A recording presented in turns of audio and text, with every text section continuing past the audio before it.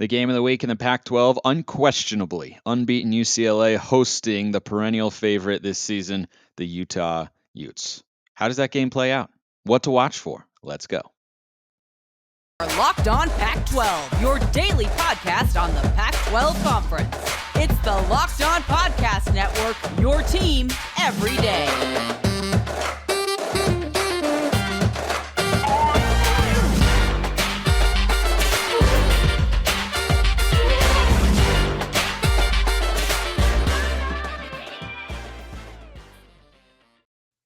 Welcome, everybody, to another episode of Locked On Pac-12. I'm your host, Spencer McLaughlin, D1 play-by-play broadcaster. Thank you for making this your first listen or your first view if you're watching on YouTube of the day. Part of the Locked On Podcast Network, your number one source to stay up to date with our beloved Conference of Champions, which is why, if you haven't already, please like, comment, subscribe wherever you're listening to or watching this show. 5-star reviews on Apple Podcasts, or if you think it's a 4-star show, that's okay. I like 4 and 5-star recruits, so I'm fine being either one, but those help as well. Today's episode is brought to you by Upside. Download the free Upside app and use promo code LOCKED to get $5 more cash back on your first purchase of $10 or more. JT Wistrcill, host of Locked On Utes, joining me today to talk about what is probably the biggest test for Utah in conference play so far, being that it's on the road. Not the most hostile road environment, but JT, your Utes have an opportunity to really cement their claim as the team that is still the favorite in the Pac-12, and they're playing a UCLA team that has won, I believe, 8 straight games dating back to last year. So it's a red-hot Bruins team, and they're playing with a lot of confidence. Yeah, this is a really fun game. I mean, you look at the past, Utah has pretty much dominated UCLA over the past few seasons, but this UCLA team, this swagger they're playing with right now, DTR coming off a phenomenal game in which he had basically not one, but like 2 Heisman of the week moments. I know the people joke about the September Heisman, like that was DTR's performance last week against a guy who already kind of won that September Heisman as well, and talk about Michael Penix.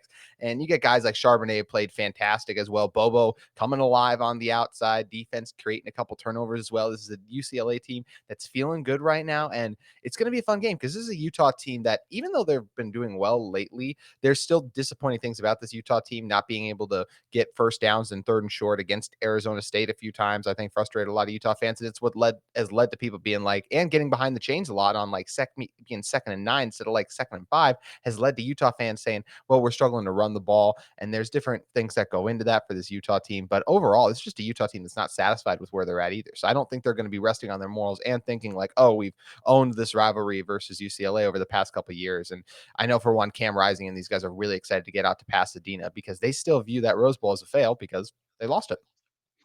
Chip Kelly has never beaten Utah. He is 0-4 against the Utes, and it has been a matchup that's consisted of a lot of blowouts since Chip Kelly has been there. Kyle Whittingham has really owned the Bruins during Chip's time as UCLA's head coach, but this matchup to me feels different, JT. It wasn't a close game last year in Salt Lake City. DTR didn't play in that game, and we see the sort of player he is with his legs and how effective he is throwing the football. He looked sensational a week ago against Washington. It'll be a tougher defense through the air in Utah this week, to be sure, as we'll get to. But I feel like Utah fans are not going into this one, correct me if I'm wrong, feeling like, oh, well, this is a team that we own. This is a team we dominate. Those UCLA teams feel a lot different from what this one presents. They do. And I've actually had people already commenting on some of the videos about how, yep, this is the one we're going to lose. So, they're always going to have those downer fans that think this isn't the one. And I've said it before too. This is one absolutely Utah can lose. It feels different than years past. Like you mentioned, last year's game was a 20-point game. DTR has played the Utes before back when he was a sophomore. UCLA got absolutely blitzed. And that was in 2019 when this Utah team was, I believe, the 7th ranked team in the country at that point. Tyler Huntley, Zach Moss. In that game, DTR turned the ball over 4 times and UCLA lost it. And Rice Eccles 49-3 in that one as well. And then if you look at the previous 2 games before that, they were 31-point games as well. So it's an average margin of victory of 27 since the last time UCLA beat Utah. But this, like you mentioned, this team this time it does feel different, and it feels like this Utah team knows that, and they're not taking this UCLA team lightly. Coach Whittingham was already talking about how much he respects DTR and thinks Chip Kelly has done a really good job helping him along with his game, as well as the personal investment that DTR has put into himself to grow and get better. And I think it's going to be a really fun one because of those reasons. And it's going to be interesting to see if Utah can go in and continue to beat this UCLA team, or if UCLA can get one of the biggest wins in their recent program history. Yeah, and they're coming off arguably their biggest win. I think LSU was more significant because it was a team from the SEC, but right behind it is that win against Washington a week ago, where they didn't just beat the Huskies. Final score 40-32, yes, but anyone who watched the game knows it wasn't that close for 3 quarters. It was 40-16, and Washington, to their credit, made a late surge and made it interesting. And UCLA needed TTR to convert a 3rd and 6, which he did. And the energy and fire that he plays with is hard to root against. I mean, it's hard to not watch that guy play and go, man, he loves football. He just loves playing football, and he also happens to be pretty good at it, and is a much different player than when he first took the field against the Utes many years ago. He's not as turnover prone, much more refined as a passer. I thought he had a lot of really good plays from the pocket a week ago against Washington, which is a huge sign of growth for him because his best plays have always come outside the pocket, whether it's throwing on the move or just straight up running, and he can still do that. He is as dynamic of an athlete as the Pac-12 has at the quarterback position. He's probably the best all-around athlete. I think Caleb Williams has that shiftiness the way Caleb he does, Williams but ain't hurdling anyone like DTR. no, Caleb Williams is not jumping over defensive backs, and I think straight line speed, DTR's probably got the edge there as well. So he is a dynamic athlete in that sense, and Utah certainly knows that. What do the Utes need to do defensively, JT, to contain Dorian Thompson-Robinson because he's such a multifaceted player? One thing that's definitely not going to hold in this game is Utah's been holding teams to 150 passing yards. That is going to break this game. I feel like you look at the guys on the outside, especially this is such a jump in quarterback play. Even Anthony Richardson, as well as he played against the Utes, it was most of it he got done with his legs on the ground. He only threw for like 160 yards. I think that's going to change this game. I think we'll have success through the air, but just like you said, trying to contain him on the ground. The thing I'm most interested in is kind of that read option with him and Charbonnet. It's something that the Utes have struggled to defend this year against some of the more athletic quarterbacks, especially that first week against Anthony Richardson. And Coach Whittingham actually talked about one of the night, like in preparing for a running quarterback. And Richardson is a very different running quarterback than DTR as well. Richardson, more the kind of guy, if you get your hands on him, he can push you off and kind of break a tackle from there, versus DTR is the guy who can go over and around you. And then when you get your hands on him, he's less likely to break that tackle. But it is so hard to get your hands on him. So I think they're going to really test Utah's young defensive ends, whether that's Connor O'Toole, Jonah Ellis as well, even Van Fillinger a couple times, although I think you definitely want to try to test some of those younger guys. This could be a game where we see a lot of Gabe Reed as well. You get a Gabe Reed, a veteran guy from Stanford on the edge across from Van Fillinger as well. I think we're still going to see Cole Bishop playing inside the box a lot. He's just been such a phenomenal player this year. And he's great in the back end as well, but it just feels like he makes the biggest impact for this Utah defense, leads them in tackles for a reason, as he's been so close to the line of scrimmage. And I expect him to be up there trying to stay in, contain this UCLA run game still, because when you have two guys who are two of the best runners of the football in the Pac-12, regardless of Yep. position, you have to divert a lot of attention to that. So, and this is a really good secondary still. There's a reason they've held teams to only 150 passing yards, like I mentioned. So I first do want to focus on stopping the run, but I mean, it's definitely a team that I said it's going to beat you through the air, and it's going to be tough. This is not a Utah. I don't expect them to hold UCLA to, I think they held Oregon State to 17 points last week. Utah did. That's not going to be the case this week. I think this DTR, Chip Kelly, this offense is too good. Even if with the offensive line, which is a little banged up, this is a Utah defense that last week against the Beavers, and credit to the Beavers, they returned 5 starters along the offensive line. That's a really good offensive line as well. Struggled to create pressure. So I'm interested to see how they do kind of try to get in there and rattle DTR, which, as I mentioned last time, and you did a good job highlighting it too, totally different DTR from 3 years ago, basically. Think about how much things have changed from 3 years ago, just in general. So he is a guy I expect to be able to handle that pressure a little bit better, even if Utah is able to get it.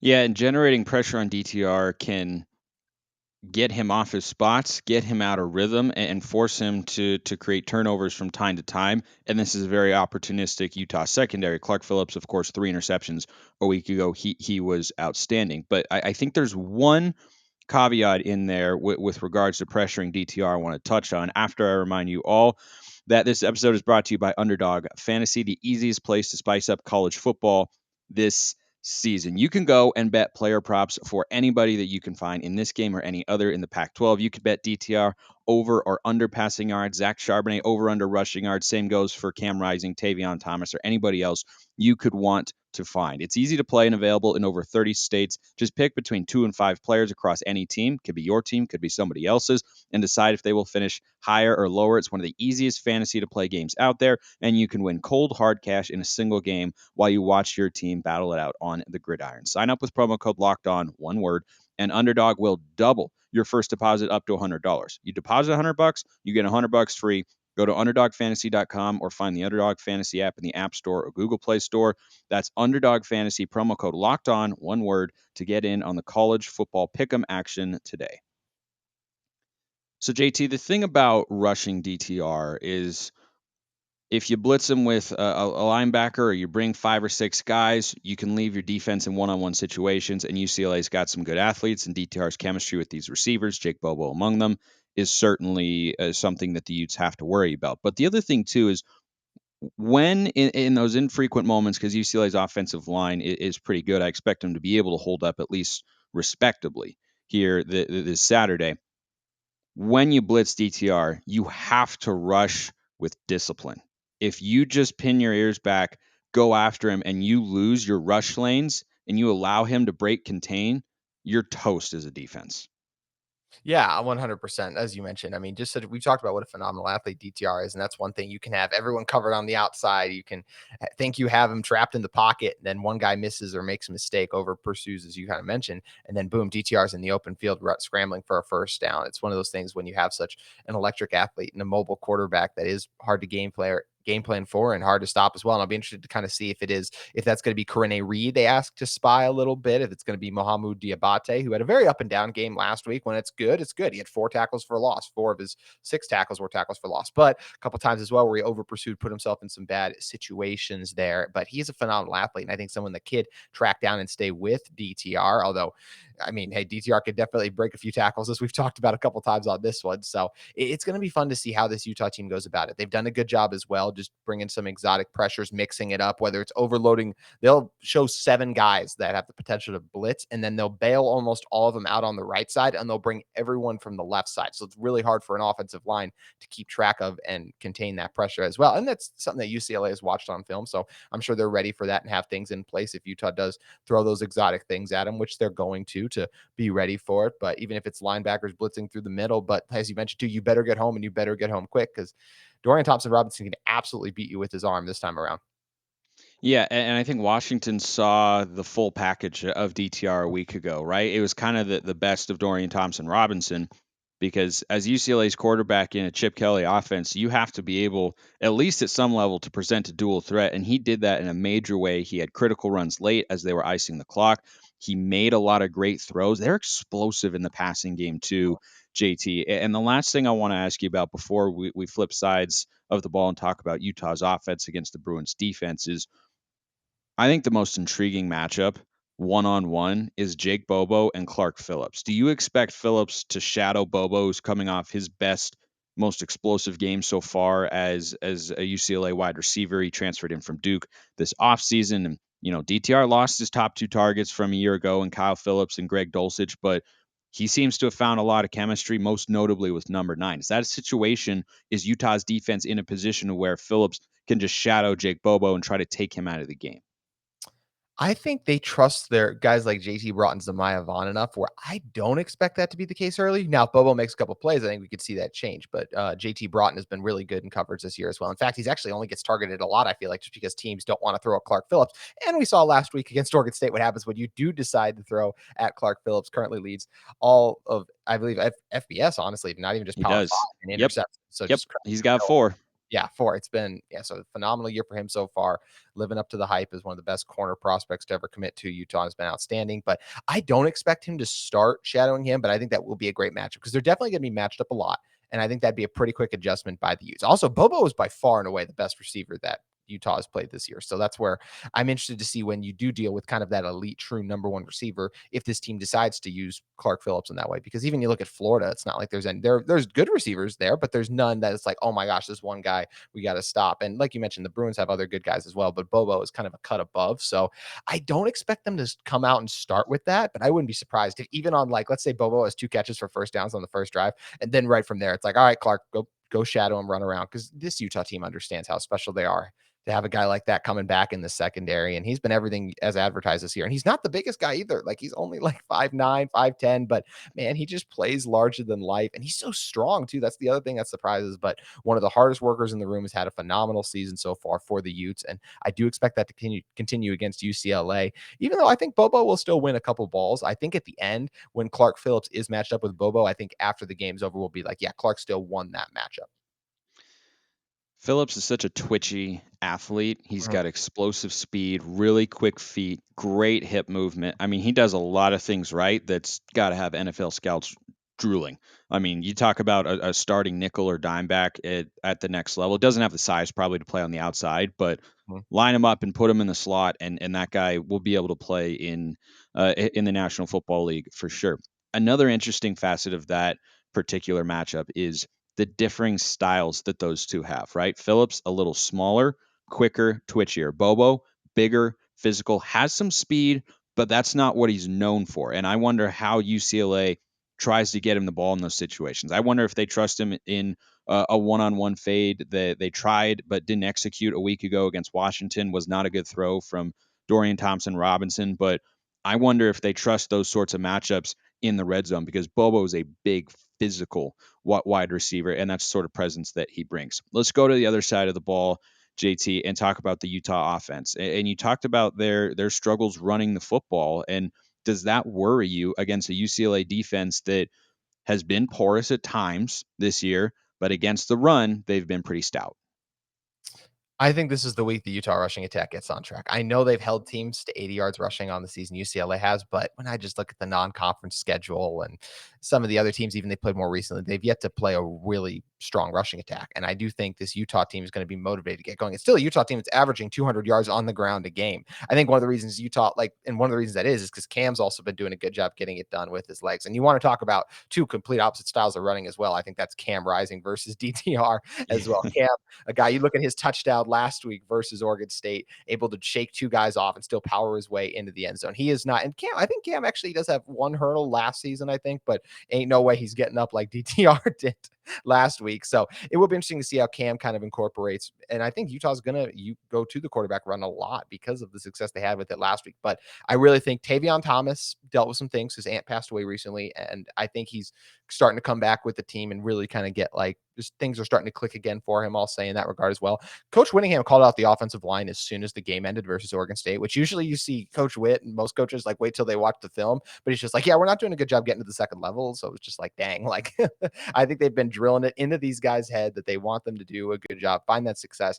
And like I said, I just think some of that 80 yards rushing is a little bit of fool's gold because they haven't played a really strong rushing team and really held them in check. So I think this motivated Utah team, top of Tavion Thomas. Tavion Thomas had one of his best games of the season last year versus UCLA, ran for 4 touchdowns in that one. I'm not expecting 4 touchdowns in Pasadena, but I do think that this Utah rushing attack gets on track. And I think we'll see that 1-2 kind of punch of Tavion Thomas and Mekhi Bernard, who Bernard's been a little nicked up as well, but I think he's going to be okay. He's still going to play coming into this one. And even though he's been nicked up, still made a couple of fantastic plays last week. So as I mentioned, I really expect Tavion to get on track. I think we'll see him go back over 100 yards again and find the end zone, something he hasn't done in 2 weeks. And he was actually closing in on most consecutive games with a rushing touchdown until he lost that versus Arizona State and couldn't find the end zone again versus Oregon State. So you factor in that motivated offensive line.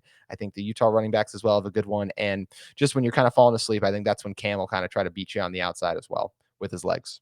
One area that UCLA's defense had success in a week ago was generating pressure and making Michael Penix look very much unlike the player he had shown himself to be capable of through the first 4 weeks of the season. And Latu's a guy for UCLA who just wreaks havoc. You can line him up on the edge, inside, stand up, 4 down, like whatever you want to do with him. And UCLA's new defense coordinator, Bill McGovern, had to have been thrilled with how he and the rest of that front seven played a week ago. But you're right, Washington is not a team that wants to run the ball a lot. They want to throw it, and very clear in that identity, and UCLA was ready for it. They picked him off twice. They generated pressure, which hadn't happened through the first 4 weeks of the season. How do you think that Utah offensive line that you mentioned with regards to Coach Whittingham kind of calling them out in the running game has held up in pass protection, and what do you see as the biggest challenge for them this week going up against UCLA?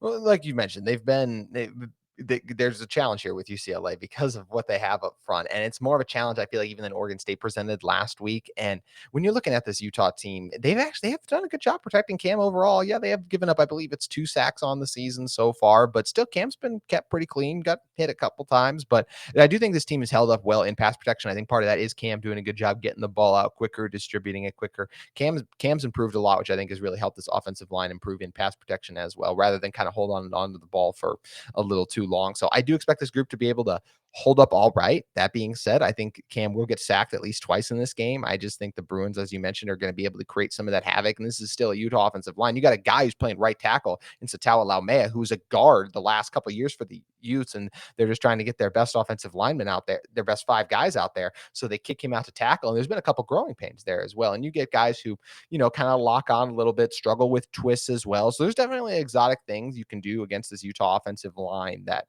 they can be had, but I do feel like overall they're going to do a solid job protecting Cam. And Cam's another guy as well. He obviously throws much better with a cleaner pocket, and he's not as comfortable throwing on the move. So it's going to be essential for Utes to really get that play action game going to kind of suck the linebackers in as well and kind of keep that Bruins defense on their heels a little bit, trying to figure out if it's a run or pass. And I think that would really help, because I do think if this becomes a thing where Utah falls behind by 10 points and they just have to drop back every time, that's where I think we could really see this Bruins pass rush start to feast. Let's get to our game predictions now for what is unquestionably the biggest game of the week in the Pac-12. It's getting a good deal of national buzz as well. I believe it's on Fox, if Yes, memory serves. yes. So hopefully UCLA and maybe some Utah fans show up to the Rose Bowl as much as they can. It's a huge stadium, larger than what UCLA can clearly fill on a regular basis. But when you have a nationally televised game like that, and it's a big matchup, and UCLA's hot and Utah's really good, you'd like to see just optically a mostly full Rose Bowl stadium down there. I do you suspect some Utes fans are going to go down, because it's not that far to go from, if you're going to Pasadena, the closest airport is probably either Orange County or LAX, and I gotta imagine Salt Lake City's got a direct flight down there. Do you think there'll be a good number of Utes fans?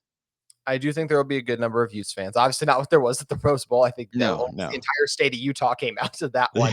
But I do think, and not only do I think Utah fans will show up well, but Cam Rising, I think his hometown's only, I think, 90 miles away. I saw he said he's expecting a ton of family to come out for the game. So I think there is going to be a large portion of Utah fans who show up for this one. And like you said, too, hopefully there's just like at least a couple like sections where the camera can like frame it and look like, here, see, this is a crowd. We have people here. Because as you Yeah. mentioned, it's not going to be full, but just need Yeah. something.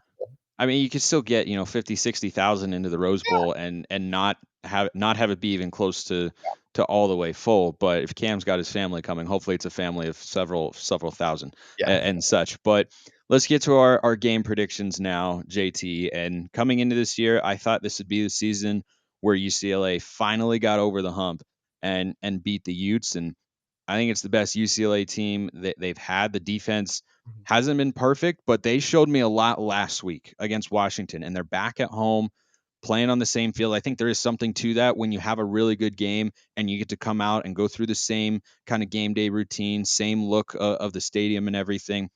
I'm sticking with it. They're certainly in my Pac-12 Prime Picks at +4, but I think UCLA is going to, I guess, pull the upset. Oh. Is what you would call it here. They're in the top 20. The Utes are in the top 15. I think this is a pretty high scoring game, because I think UCLA's offense is in a really good place, and DTR is just a tough guy to stop. But the Utes still know how to move the ball. They still know how to score points, and UCLA's defense is not perfect. They're a little opportunistic, as they showed a week ago. But I'm taking UCLA 38, Utah 35. Ooh, I like it. That's actually almost the exact score I think Zach predicted yesterday, host of the Locked On Bruins as well. So aligned on the Locked On channel. But I'm going to differ a little bit. I'm, of course, going to roll with the Utes in this one. Look, Kyle Whittingham has had Chip Kelly's number in the past. Morgan Scalley has done a phenomenal job out scheming and just confusing this Bruins team for a couple of years now. And I do think True. that's going to continue. But like you mentioned, the talent level for the Bruins with guys like Charbonnet, of course, coming back, and he's a guy we didn't talk about even a ton. I think he is just a phenomenal back and He's one of so good. Pac-12. Yeah. That's an NFL running back right there. 100%, 100%. A guy who can truly do it both versus a Tavion Thomas could really just run the ball effectively. Charbonnet can do it in between the tackles and outside as well. But for this one, yeah, like I said, I got to roll with the Utes still. I trust in Cam Rising. This team is motivated to get back to Pasadena, as I mentioned, after what happened last year. I think Cam Rising is going to have another really good game. He's starting to really figure out that chemistry with Devon Vele. They've been connecting and growing that as well. I think Dalton Kincaid is going to have another nice game. As I mentioned, the Utah rushing attack finally gets going here. And while the Bruins do have success moving the ball, one late turnover by DTR, whether it's a fumble or just a tough interception, ends up being the difference and closes the door on a Bruins comeback. I think this Utah offense starts hot and they don't look back from there. I have the Utes picking up a huge win that hopefully secures College game day next week. I have the Utes 36-24 over the Bruins. That is a great point. If Utah wins this game day could be going to Salt Lake City. That is so possible because USC is at home against Washington State, and there's some trap game potential. Talked about that on yesterday's show for sure. But I think what you'll see is Washington State hang around for a little and USC pull away at the end. And if you've got one loss Utah sitting right outside the top 10 as they are right now, I believe they're number 11, and you never know what's going to happen in college football this week, and you're going to have undefeated top 10 USC. Boy, that'd be enticing, and gosh, would be a great thing for the Pac-12 to get game day out there, even if USC is involved, who's leaving in a couple of years. But let's transition now into our Pac-12 Prime Picks. I guess they're just my picks, but I'm always curious as to other people's thoughts of whether or not I'm foolish or not. My favorite pick of last week hit Washington State -4. They rolled Cal up in Pullman, but the other two picks did not deliver. Thankfully, I can't be sucked into betting Colorado this week because they're on a bye, and just yikes. Everything about that is yikes. I like UCLA outright, so I'm of course going to take them +4 here at home. But the next game that I like, JT, whether or not Chance Nolan plays is not affecting my confidence level in Oregon State -7 at Stanford. I know they're on the road. I've got them winning by more than a touchdown here, and I need them to for that pick to hit. But Stanford can't stop anybody on defense. They especially can't stop the run. Oregon absolutely obliterated that. Over 300 rushing yards a week ago. Granted, that was in Autzen Stadium, and you probably have some more explosive athletes, particularly at the quarterback position with Oregon, than you do at Oregon State. But let's not discount the Beavs running game here, because you mentioned it earlier in the show. That's an Oregon State offensive line that returns 5 starters from a season ago. They want to run the ball first and foremost, and they are a good offensive line, and I don't think Stanford's going to be able to stop them. So even if Gulberson is starting at quarterback for Jonathan Smith this weekend, I just don't see how Stanford's able to get enough stops, and I don't trust this Stanford offense. And I think Goldberson as well made a couple mistakes that you just won't make next week. His interception in the red zone against Utah that RJ Hubert ended up picking off the first one. I guess he threw the later interception to Clark Phillips as well, but completely just stared down his receiver. You just can't do that. Allowed Hubert to fly over easy pick, but that's something you watch on film and you're like, oh, I can't do that. He'll be in that same situation this week. And remember back to what happened the last time he stared someone down and do a better job going through his progression. But this is an Oregon State team that made it into the red zone 5 times versus what I would still consider a really good Utah defense. And now they weren't really able to make a game because Utah really buckled up and had an elite red zone defense there in those 5 red zone trips. In total, the Beavers scored 9 points. I believe they had to settle for 3 field goals. But looking at this one, I mean, I think this is, you talked about Stanford's defensive deficiencies. Like when they get in the red zone, the Oregon State, they're going to be able to punch those in. And because of that, I do think they're going to win. Yeah, it's just the Cardinal, just a lot of stuff going on there at Stanford right now. So I agree with you there. I would roll with Oregon State too. Yeah, and I would like it more if it were 6.5 rather than 7. But I really think you have the potential for Oregon State to win by 17-20, and you're fortifying my beliefs there with your callbacks to last week's game in Salt Lake City. Oregon State moved the ball on the road against that Utah defense, right? But they just couldn't execute in the red zone, and they couldn't because they got down there. They tried to run the football, and Utah's defense was able to hold firm, right? And then Gulberson threw a bad interception. Okay, like I understand that. The second one was an incredible play by Clark Phillips. It was not that poorly of a thrown ball. Phillips just kind of read it all the way and put himself in a perfect position. But coming against the Stanford team, I expect Oregon State to be able to get in the red zone, right? We know they're going to be able to move the ball because they did so even with Gulberson against Utah, which is a vastly superior. I mean, their defense is in another stratosphere Yeah. compared to Stanford so far this year. And when they get in the red zone, they're not going to be forced to throw the ball. They're going to be able to run to have a run first approach once they get inside the 20. And I don't think Stanford's going to be able to stop that. Last one I like, and I was monitoring this line, but it came down under 2 touchdowns. I think Washington's in a great bounce back spot here. I am not selling my Husky stock after last week's game against UCLA. It was their first road game of the year. You got UCLA on a really good night. Michael Penix threw 2 interceptions. I don't see that happening again. Now, Arizona State's defense has at least 1 interception in every week this season, but I don't think this ASU offense is anything spectacular. I think the Washington defense is going to be extra motivated after allowing 40 points to UCLA in 3 quarters. They held them in the 4th, but it's always different once you have a big lead there. I think this is a prime bounce back spot for Washington, and I don't even have to give up 2 full touchdowns with the extra points in there. It's 13.5. I'll take Washington to win and cover. When you mentioned the interception stat, I kind of stopped for a second. So I was like, I don't think they picked off the Utes. But then I remember they actually did. They just couldn't do anything with it. And that's kind of been the story all season Right. for the Arizona State offense. They've been able, like you said, get 1 or 2 turnovers, but then the offense can't do anything with it. There's a lot of struggles down there right now. And because of that, I feel the exact same way. Huskies are going to be fine. Michael Penix has been outstanding, of course, and was still really good outside of those turnovers versus the Bruins. And once again, all we've done this show is talk about how good this UCLA team is. So it's not a bad loss. I totally agree with you. I think the Huskies bounce back. I think Sean Agueno and the rest of the Sun Devils are still trying to figure things out down there. It's going to be a tough year for Arizona State, as we know. And this Huskies team, I think they're motivated and hungry for a bounce back after a loss last week. And as you mentioned as well, your first road games always a little bit challenging, kind of getting that environment. Even if you're not wasn't really a hostile environment last week, as we've talked about a lot on this show, but still playing on the road, some of those routine things, all different. And it is different when you're sleeping in a hotel bed versus your own as well, just in terms of preparation and everything that goes on during a day. So everyone wants to be at home, obviously. So I do think this Huskies team is ready